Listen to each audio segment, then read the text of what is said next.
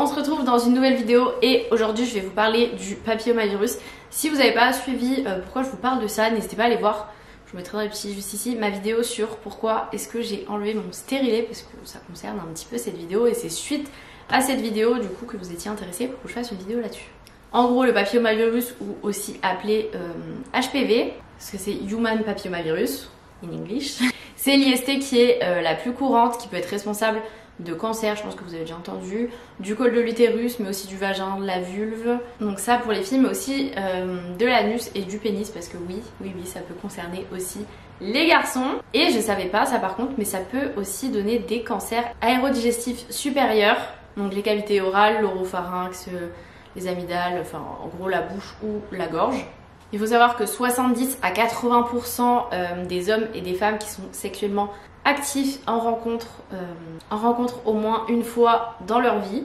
Et c'est quelque chose qui fait un peu plus de 1000 morts par an en France, donc ça c'est des chiffres de 2015.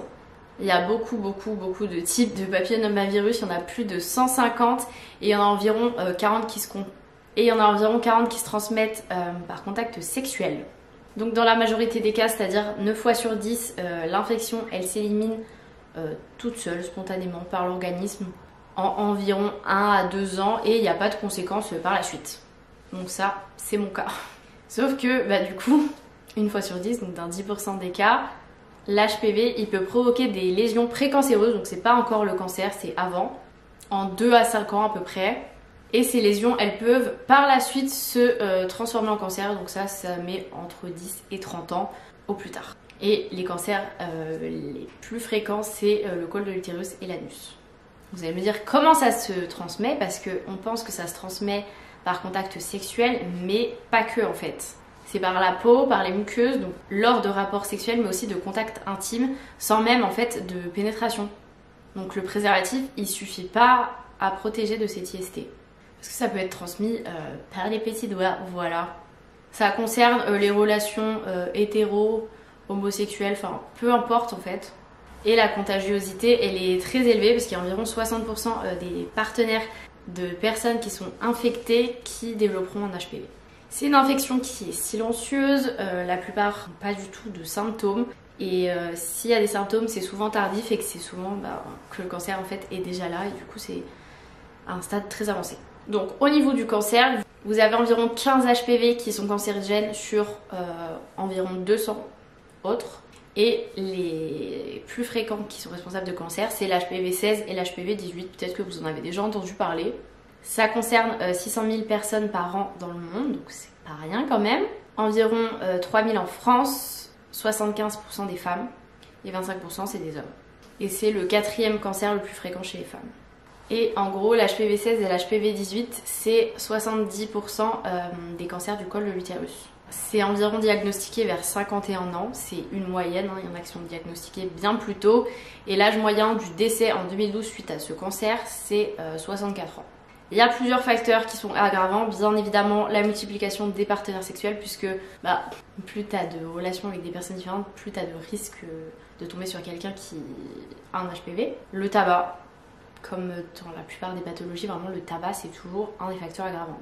Et un déficit immunitaire. Il n'y a pas énormément de facteurs de protection je trouve, puisque vous avez la vaccination, donc c'est le vaccin Gardasil 9 qui protège de l'HPV, alors je les ai notés juste là, 6, 11, 16, 18, 31, 33, 45, 52 et 58. Le vaccin il est pour les filles mais aussi les garçons, parce que moi je me souviens que quand j'avais l'âge de me faire vacciner, c'est-à-dire entre 11 et 14 ans, on parlait beaucoup pour les filles, mais j'avais jamais entendu pour les garçons en fait. Je l'ai appris en cours, je crois. Il y a 2 doses à faire. Avant le premier rapport sexuel, c'est plus efficace évidemment, parce qu'il suffit d'un rapport avant et puis vous pouvez déjà contracter la maladie quoi.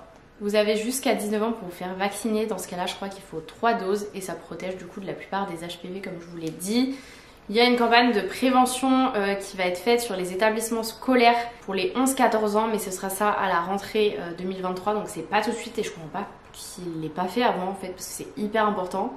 Il faut savoir aussi, ah oui j'ai oublié de vous dire juste avant, les hommes eux ils peuvent se faire vacciner jusqu'à 26 ans, surtout dans les relations homosexuelles. Alors je saurais pas vous expliquer le pourquoi du comment, je vous avoue que je ne sais pas du tout. Si quelqu'un sait, N'hésitez pas à me le dire, je sais pas en quoi les relations homosexuelles ça change et pourquoi le garçon peut se faire vacciner plus tard. I don't know. Vous avez 3 filles sur 10 qui sont vaccinées en France. Donc on est vraiment en retard en France, puisque au Royaume-Uni il y en a 8 filles sur 10. Donc rien à voir quoi.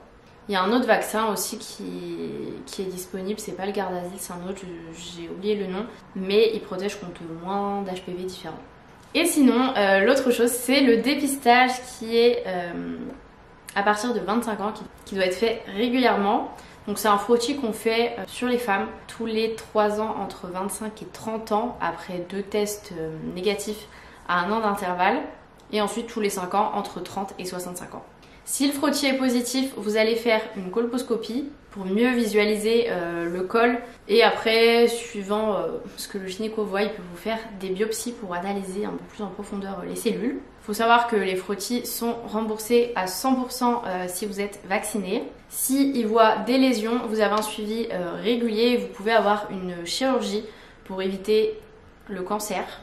Il faut savoir que seulement 60% des femmes de 25 à 65 ans ont été dépistées entre 2018 et 2020. C'est beaucoup trop peu. C'est soit qu'il y en a qui n'ont pas de suivi gynéco, et ça je pense que c'est la majorité des cas, parce que je pense que maintenant tous les gynécos, sages-femmes proposent le frottis. Enfin moi je sais qu'à 25 ans quand je suis allée vérifier mon stérilet, elle me l'a fait directement. Et le truc c'est que pour les hommes malheureusement il n'y a aucun test de dépistage qui existe. Donc ça c'est pas trop normal, parce que si l'homme est contaminé, en fait s'il n'a pas de dépistage il le sait pas quoi. Et pour les garçons du coup il y a juste un examen médical s'il y a des condylomes, en gros c'est des verrues sur les organes génitaux externes et internes. L'anus et parfois la gorge, mais bon une fois que tu as des condylomes c'est que c'est déjà un peu tard quoi. Au niveau des traitements, vous avez en fait juste des traitements locaux, des lésions avec des crèmes, des solutions, la cryothérapie, une ablation chirurgicale. Ablation chirurgicale c'est quand même déjà quand c'est bien développé. Hein. Et s'il n'y a pas de lésion précancéreuse, bah en fait il n'y a rien à faire. Juste attendre, surveiller et dépister régulièrement. Voilà. Du coup j'ai fait cette vidéo parce que je trouve que c'est pas encore assez connu, il devrait y avoir plus de jeunes qui se vaccinent. Moi je me suis pas fait vacciner parce qu'au moment où j'avais l'âge de me faire vacciner, c'est au moment où il y a eu des soucis avec les vaccins. Mais bon, si j'avais su, franchement j'aurais peut-être dû me faire vacciner quand même. En tout cas si vous avez l'âge de vous faire vacciner, peut-être que vous regarderez pas ma vidéo, ça vous intéressera pas et vous êtes peut-être pas sur YouTube. Mais en tout cas si vous avez des enfants ou votre entourage qui a l'âge de se faire vacciner, n'hésitez pas. Si vous avez 25 ans, allez faire un frottis. Même si vous avez plus de 25 ans et que vous en avez jamais fait, allez en faire, franchement c'est super important. Voilà, je pense que je vous ai dit les choses principales, les choses les plus importantes. J'espère que j'ai rien oublié, que c'était pas trop brouillon, voilà, parce que je suis pas non plus une pro dans le domaine. J'espère en tout cas que cette vidéo vous a plu. Si vous avez d'autres questions sur l'HPV, si vous avez des expériences ou autres que vous voulez donner, n'hésitez pas à mettre un petit commentaire, mettre un petit pouce pour me soutenir, et puis partager cette vidéo aux personnes qui peuvent être concernées par ça, c'est-à-dire quasiment tout le monde en fait. Voilà, parce que c'est hyper important et qu'il n'y a pas assez de prévention, c'est dommage. Voilà. Je vous fais des gros bisous et je vous dis à plus tard pour une prochaine vidéo.